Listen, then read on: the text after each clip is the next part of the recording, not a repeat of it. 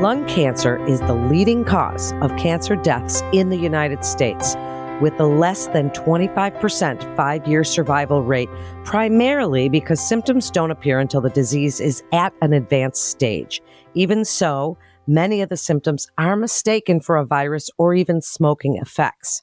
Welcome to Bryan Health Podcast. I'm Melanie Cole, and joining us today is Dr. Lance Bezzina. He's a cardiothoracic surgeon with Bryan Heart.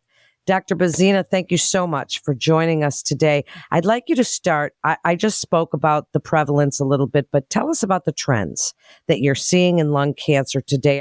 Yeah, well, thanks for having me. As you kind of alluded to, 90% of lung cancer is related to smoking, either from smoking itself or secondhand smoke. And the problem with lung cancer is that usually symptoms appear kind of later in the disease process. And with all cancers, the earlier you get it, the better your survival is. So with lung cancer, the symptoms are usually related to things that people think are flu or cold, such as coughing, chest pain, shortness of breath, wheezing, things like that. And there is, however, a good screening test, and it's recommended by the National Cancer Society and the Chest Foundation and other societies. And it's for people to get a screening chest low-dose CT scan. It takes only a few minutes. It's not painful, but hopefully if the patient has cancer, we can catch it a lot earlier.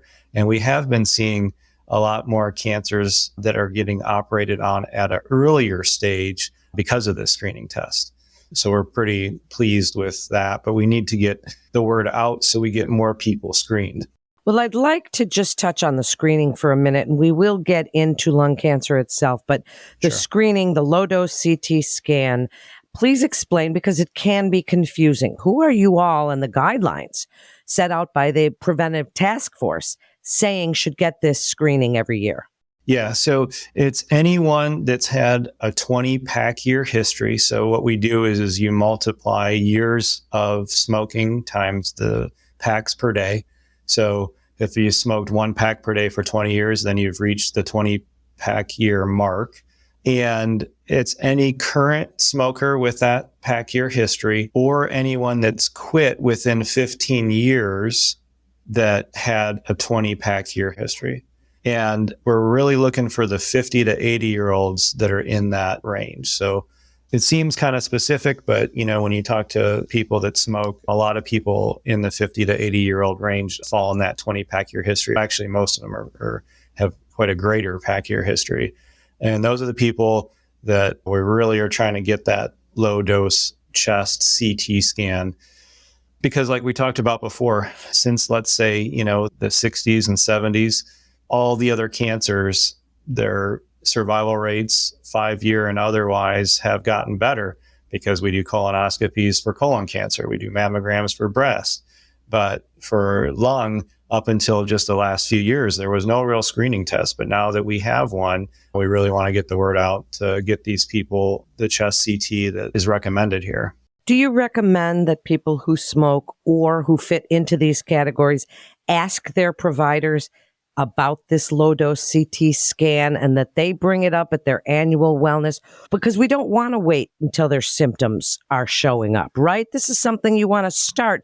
Absolutely. While your primary care physician should be recommending these things, patients also should be taking healthcare into their own hands, especially somebody that smokes. Because, I've been doing this surgery for 10 years. I've never met a lung cancer patient or a smoker who's not concerned about lung cancer. So anyone that has that 20-pack year history at their next physical, or maybe that should prompt them to go to their primary care physician and ask for that.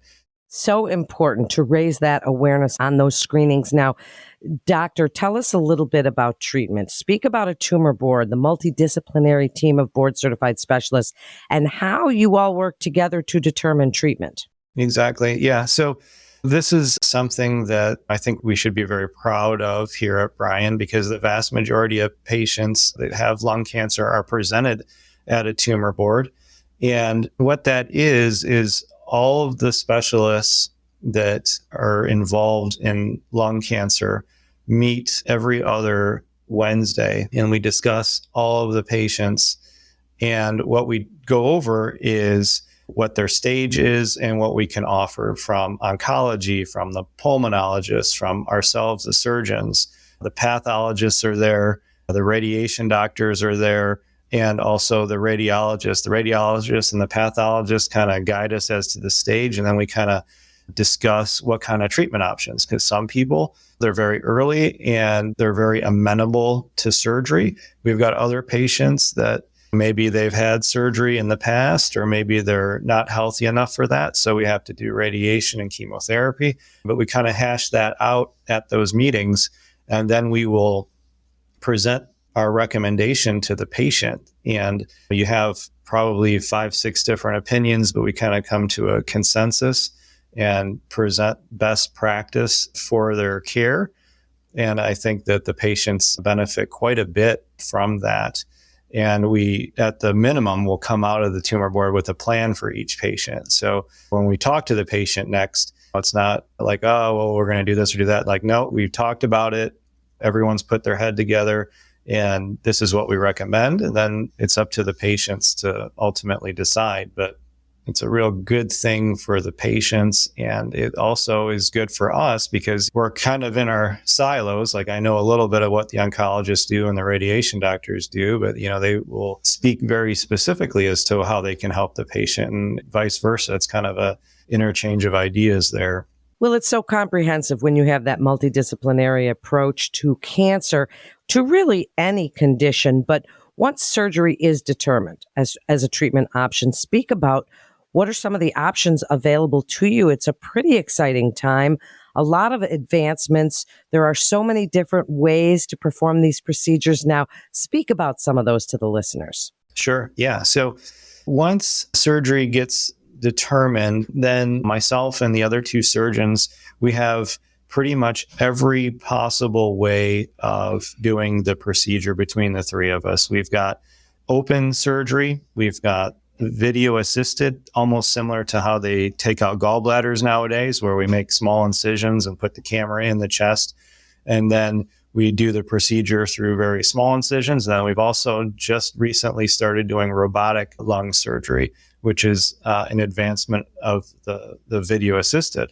So we've got literally every way of doing lung cancer surgery here. And I think it's great for the patients. But what the patients should remember is that each one of those surgeries is for very specific situations. So they might come in and say, I want the robot surgery, but they might end up with a bigger incision just because of anatomy, or that's what's best for the patient. So while we have these options, and it's wonderful to offer every single way of doing lung surgery, what we're still going to determine how we do our incision is what's safest and what's best for the patient. Well, it is shared decision making. And as you say, it is certainly patient specific.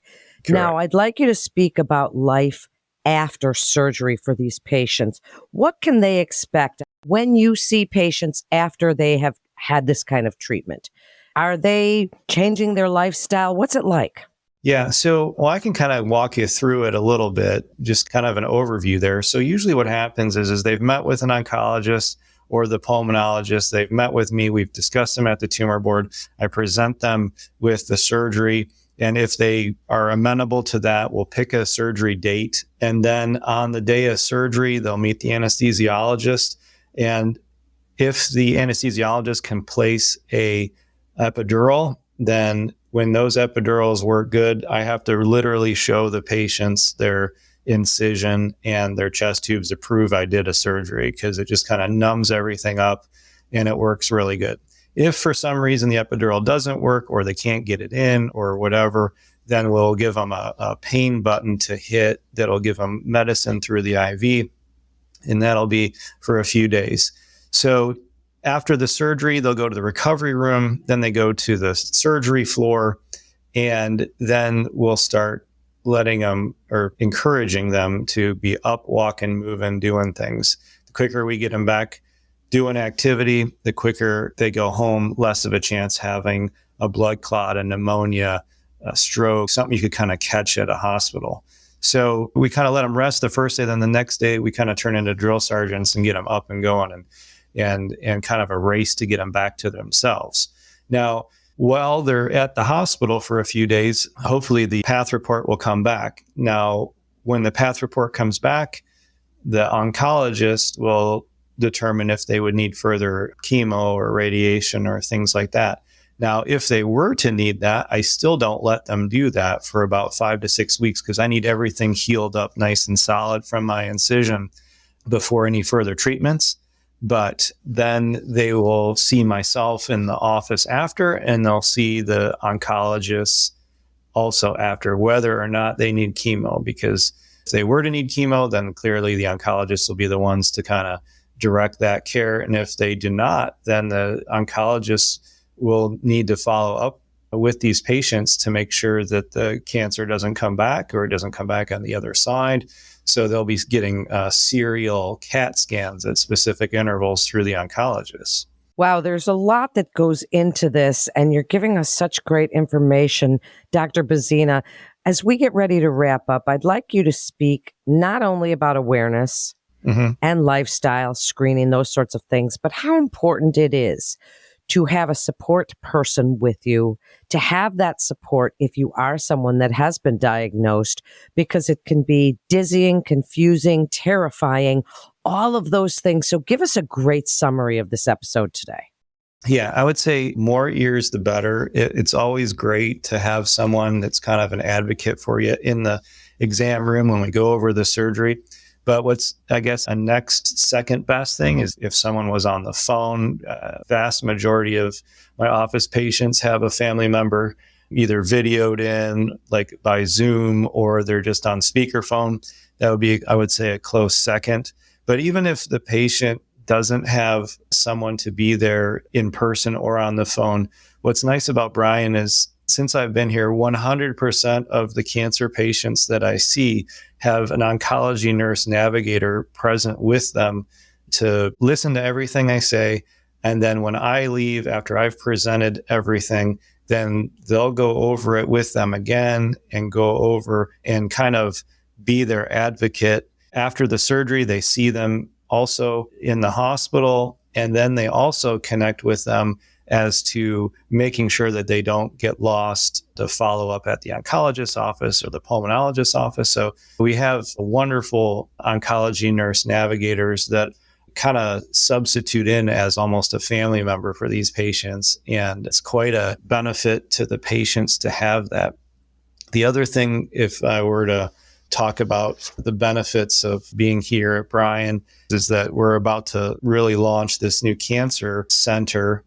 And that's going to be quite a great thing for the patients, because what's going to happen is all of us, all of the specialists will be under one roof for the patients to come and consult with us. So this will just kind of be like one-stop shop.